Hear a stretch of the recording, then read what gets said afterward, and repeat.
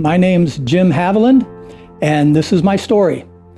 When I was little, religion didn't play a big role in our family. My dad never went to church, but I remember going to church in Sunday school with my grandma, my mom, and my older sister. We moved across town and moved out to Shawnee in 1968 when I was like 7, 8 years old, and we stopped going to church. So that pretty much took care of God in my life at the time. In January of 1975, my father suddenly passed away. He went to the hospital that night, and 6 o'clock the next morning, he was gone. And so my neighbor next door, I started attending a youth group with him, a small youth group with a lot of kids his age. And I did that for a couple of years, but then all the kids in the group started going off to college. And so that youth group fell apart, and I started spending more time with my cousin, who was 6 years older than me, and I looked up to him like a big brother. Well, he got me into drinking on weekends and doing all the things that a 15, 16-year-old shouldn't be doing. I started playing drums when I was 3 years old. I joined my first rock band in 8th grade with my neighbor, who was 4 years older than me, here in 1980, and got into a rock and roll band. Well, for the next 3 years, we had some moderate success, and I really started enjoying the rock and roll lifestyle. And so between drinking, cocaine use, and other assorted amphetamines, that was kind of my life for those 3 years. My girlfriend at the time, we had been together for 3 years, she wanted to get married. I wasn't quite mature enough. I was still living my life the way I wanted to live it. And so we broke up. That was another stage in my life where I looked back and I thought, wow, she's right. I need to get my act together. So I sold all my gear, moved to Columbus, fall of '83, to finish my last couple of years of college at Ohio State. And that's pretty much where I was. I got hired with the Department of Rehabilitation and Correction and started there actually a couple of months before I graduated in December of 1985. And I was still living my life, doing the things I wanted to do, not really. I prayed here and there when I wanted something. I was greedy and I was selfish, but nothing serious, never really attended church or anything. And then I met my wife, and we got married in July of 1993, and I jumped right into familyhood. She had a 13-year-old and 11-year-old, so I went from a carefree single lifestyle, still drinking and still having fun. I was responsible in my career, but I was still living life the way I wanted to live my life. Well, that cut me off from all that, crazy wackiness of the single carefree lifestyle. So I was 32 when we got married. So that's kind of when I think I finally might have grown up then. They promoted me to a deputy warden in 1996. They appointed me warden at the Allen Correctional Institution in 1999. And a couple years later, they transferred me down to the Southern Ohio Correctional Facility in Lucasville. I was down there for 39 months. And over those 39 months, I had the responsibility to conduct 14 executions.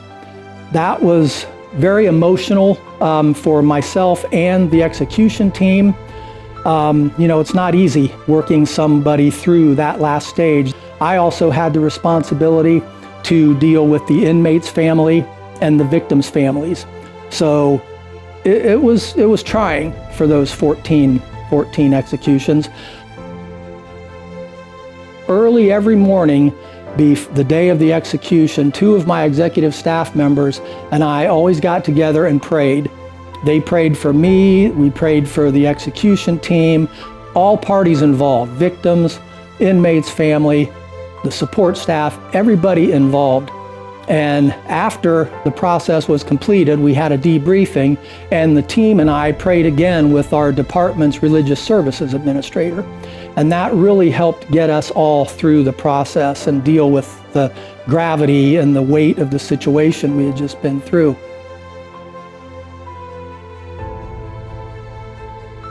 After those 39 months, I said, no more, I want to do something else. So they transferred me to Columbus, where I was a regional program administrator for the department. I did that for 10 years, and then I didn't want to retire yet. I could have. Said, I'll work another 5, but I want to go back to prison. How many people say that? And so they transferred me back to Lima, to the Allen Oakwood Correctional Institution in August of 2015. Appointed me the warden there again in October of 2015, and I was there until I retired November 1st of 2020.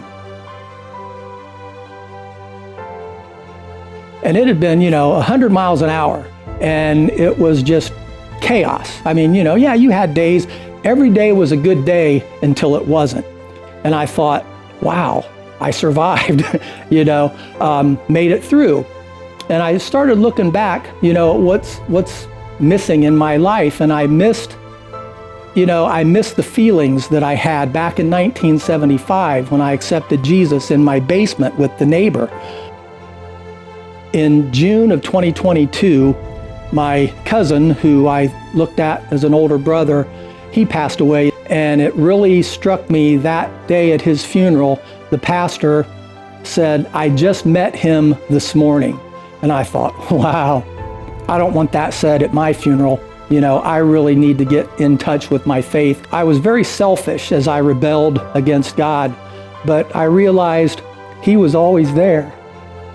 He was always pulling me back. He always put people in front of me that would get me into the position or the place I believe He wanted me to be. It started with my neighbor who led me to Jesus in 1975.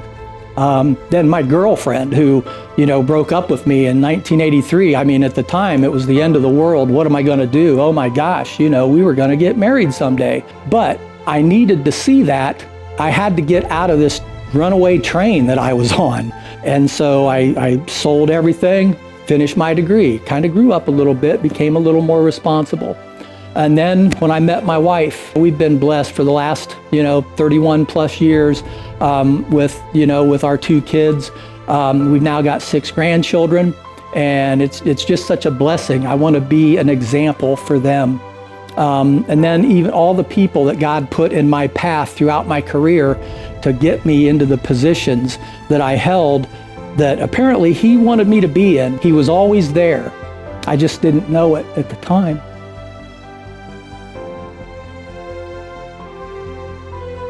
I'm really enjoying now getting back into the Spirit. I'm feeling that peace and that quiet that I felt 50 years ago.